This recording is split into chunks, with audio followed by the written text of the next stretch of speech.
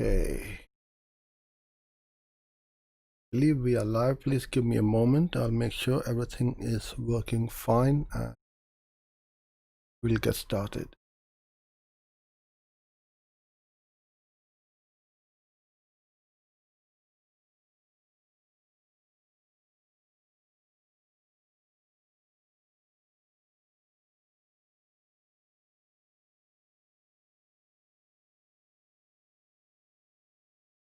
Okay, that's good. Everything seems to be working fine. Hello, my name is Uzair and thanks for joining in. It is 22nd of October 2020, 4 o'clock in the UK, and it's time for a bit of Google Ads. Every weekday we go live at this time. So if you are new here to this channel and you would like to be notified, then please subscribe to the channel and hit the bell button, and you'll be one of the first ones to be notified whenever we go live or put anything up on our channel. We've got Google Ads, call ads to go through today. So the format would be I'll go through the complete setup of as to how easy and quick it is to set up a call only ad, and then I'll answer any questions for you guys. If you have any questions, please put them on the comment box around the video, and I'll try my best to answer them for you. Hello to Safeli, Alamgir, and Shopping Bazaar Mustafa. Welcome. Some familiar names here. Okay. So Google call ads, I think it's the most requested topic or subject I am sent as to how to use them, how to set them up, and how to get the best out of them. The biggest mistake people make when using call ads is the bidding. People are scared to bid high. With call only ads, you will need to bid quite a lot more than the search ads, because the intent of someone is very big, because they have made the call to your business. They are interested in your service or your product.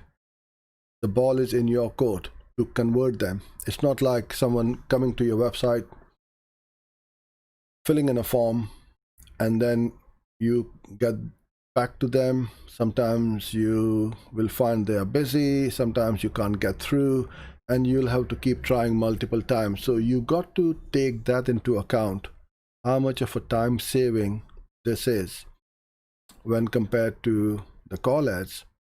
Okay, call ads, the cost per click is a lot high, but you save all this time chasing the lead around.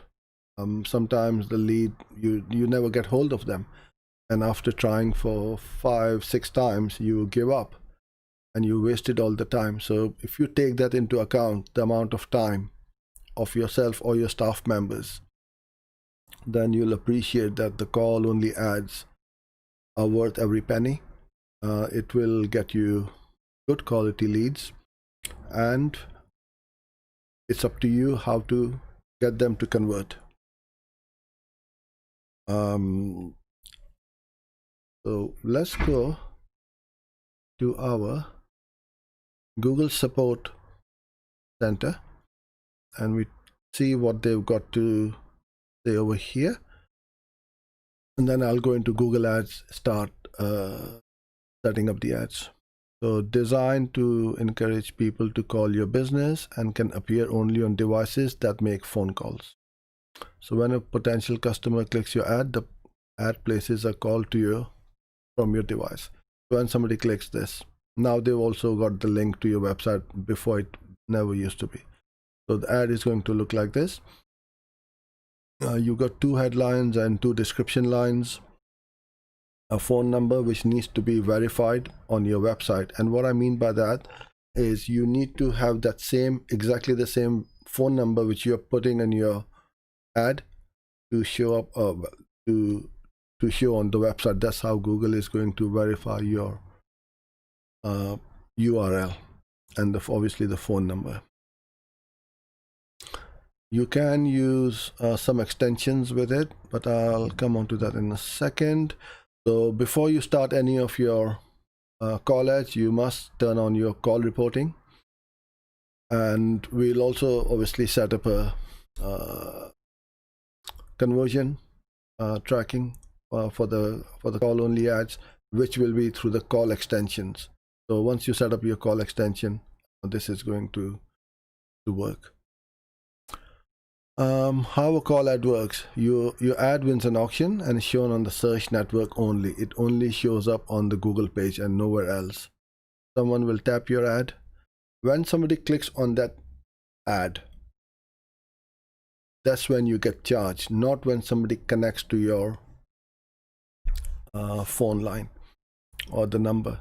If they abandon the call, unfortunately, that click has costed you money. So that person's mobile dialer opens up with the number, and at this point, they may or may not abandon that call, because quite often people will click something by mistake or by accident. So then they may not call you, but it has costed you that money. So you've got to take that into consideration and to account when you're doing all your costings, because not 100% of the phone calls in Google Ads will result in an actual calls to your business. Person taps the call button to place the call, and this is when you will start to speak to that person. Now, when it comes to conversion tracking and setting up of conversions, what you want to do is have a sensible amount of time for a call to be considered as a conversion. So when I say a sensible amount of time, it really depends of how long usually someone will speak to an agent.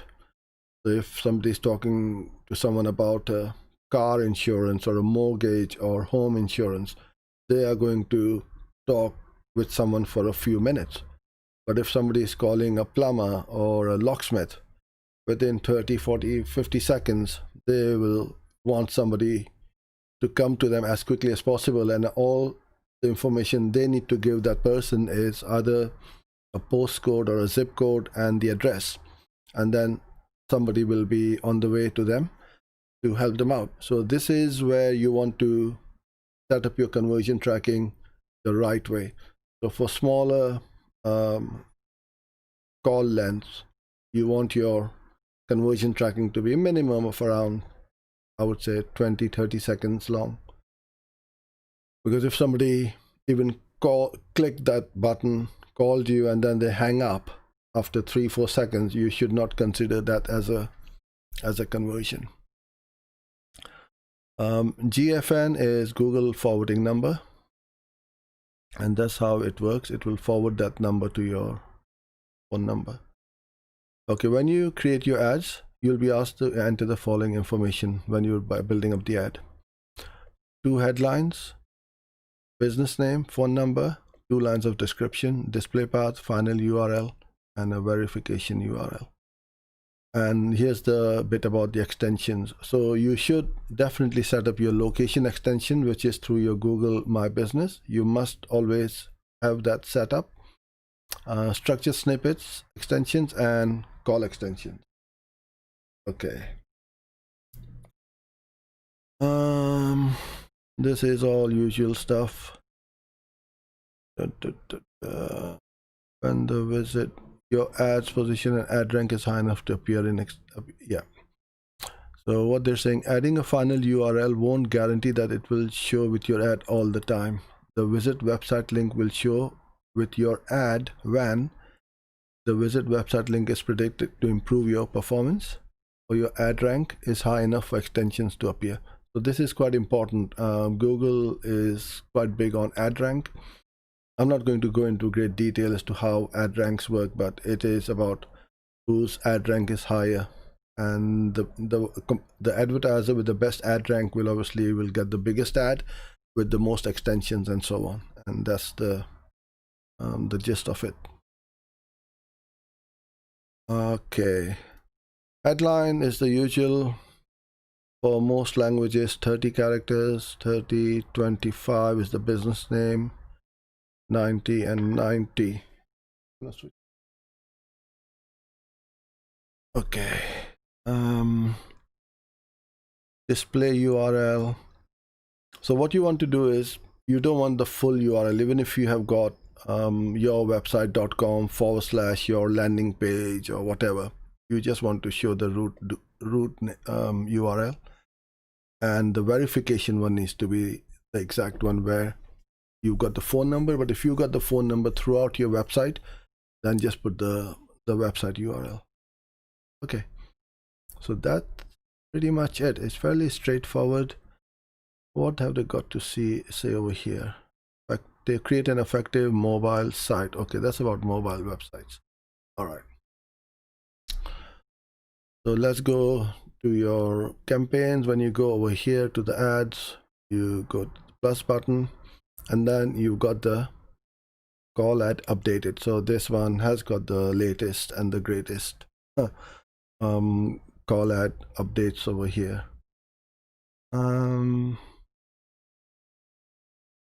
We don't know what's going to happen in the future, but as of today, this is the latest version.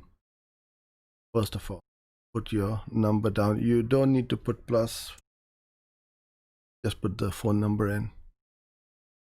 Recommended, always put in.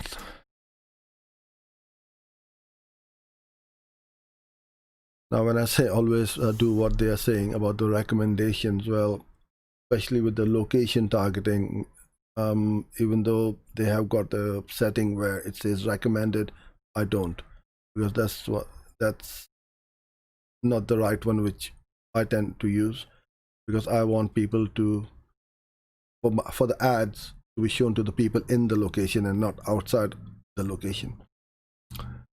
Okay, URL is the same. If you want any, why has it got a warning? Okay, so that disappears. And if you're not sure about anything, just hover the mouse over these question mark bubble and you will see what it is. Now this is where you want to stuff your keywords in, right? So I will put in digital marketing.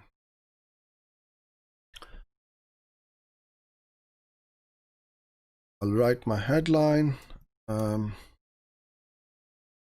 leading. Now things like best or number one digital marketing agency or the best digital marketing agency, you must use those kind of claims with, with caution. Google doesn't like these claims where you are saying you are the best. If you are the best or you are the number one, then you got to prove it. Obviously they won't ask you for that, but Google doesn't like all these claims. So something like top or leading. Now this is why us as well as other marketing agencies get a lot of problem when we try to run ads for Google Ads, the trademark. So need to be careful. It will get approved, but it will be approved limited. So I might as well avoid that issue. Agency. Okay. I put in top, something like that. Okay. Get a free marketing audit. And then I'm going to put in my description 1 and description 2. I'm not going to put it in here, but you get the gist. I'm just going to copy and paste it so it ad looks complete. And whenever you go over your character limit is going to turn red. You won't be able to upload. So that's a good thing, that we can't make mistakes. Call reporting is turned on, right? And then you use the conversion setup from here. So this is one of the call extensions which I can use.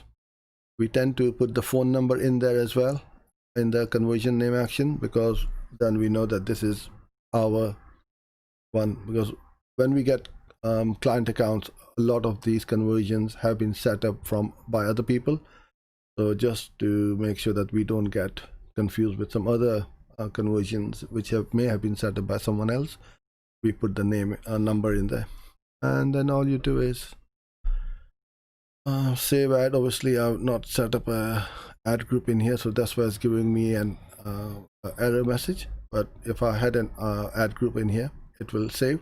And you can use multiple, and you should use multiple call ads as well, just like you would upload multiple search ads in your campaigns. Set up a couple of ads and see how they run and which message or which ad is performing better, and you can split test.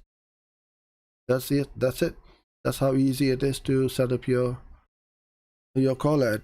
Okay, I'm gonna go to the comments now, and if you have any questions, then please do so. And bring my laptop.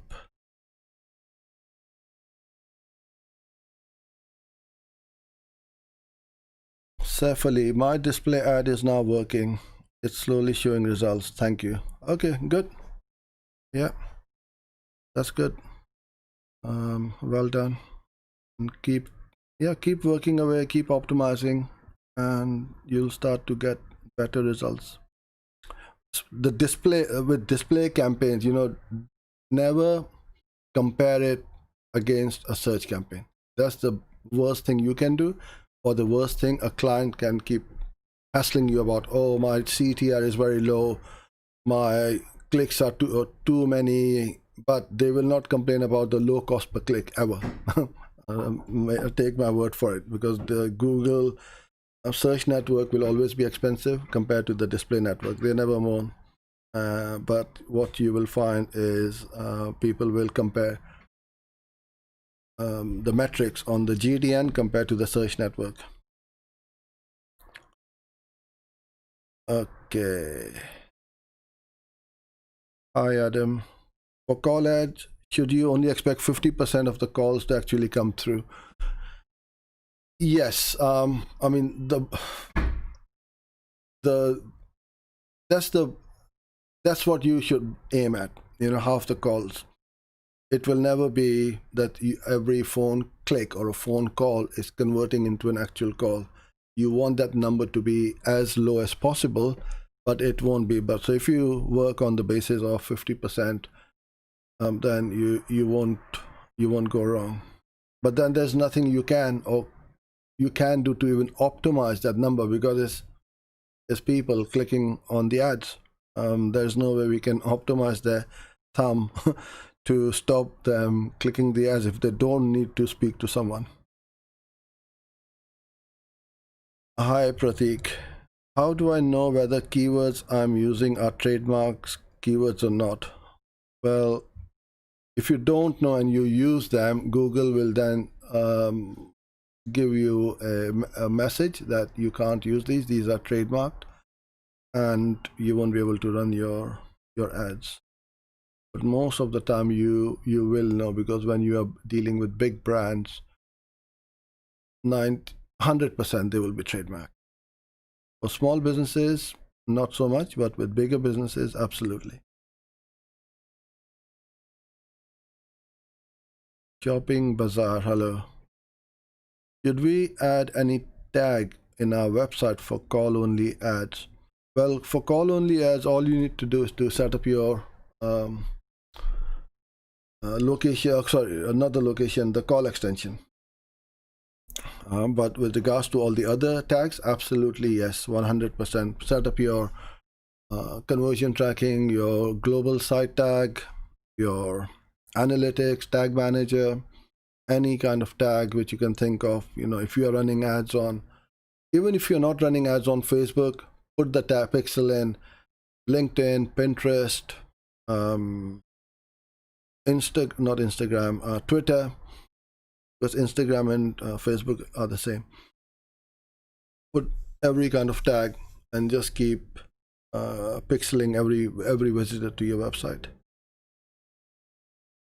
With lead form conversion tracking, does the pixel follow the user regardless of where they fill out the form, or does it have to be on the landing page only? Once you send them to a thank you page, can't remember exactly how it was. We did cover this lead form because this is fairly new. We haven't used it a lot, but if the lead page on submission takes you to a thank you page, then yes, you can pixel them in over there. But if it's just a pop-up, which I'm pretty sure the pop-up message comes up, that's right, the pop-up comes up where we set up the thank you message, but then you should tempt them to go to a page which they can only go through once they submit that form. So you know they've come through this route, and then you can put that pixel, the conversion tracking pixel, on that thank you page, and that's how you can do that. And to do that, give them something, a one-off offer or an irresistible offer, which they will find it hard to refuse. Although not everyone will click on it, so that data will only be dependent on how many people click that link to go through to that page. Hi Danilo, good to see you here.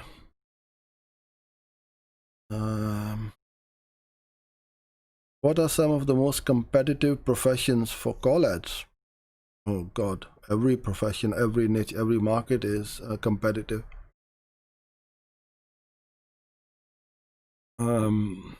Yeah, you name it. You know, locksmiths, plumbers, mortgage advisors, real estate, car dealership, airlines for booking the tickets. Yeah, every niche. There's no way there is something where I find that there is hardly any competition. Should we use the maximized click strategy for call ads? Yeah, you can try different strategies. But as I've always said, you know, you start with manual, build up your conversion data, and then you can start to go to smart bidding. Which campaign you recommend for pest control services? Yeah, pest control is one of them. We run quite a few campaigns for pest controls, and they're all call ads. The text ads don't work because if you got a rodent running around in your restaurant, you need to speak to somebody to come and catch it or kill it. You don't want to fill in a form and wait for somebody to call you back. So pest control, yeah, absolutely, call ads. I'm running a search campaign without adding audience. Does that mean circumventing system policy? Not really, no. First of all, why? Okay, without audience, no, that's fine. Even if you are using audience and you set them up as observation, then that's fine. That's not a problem. Why would it be circumventing system policy? I'm not too sure, Pratik.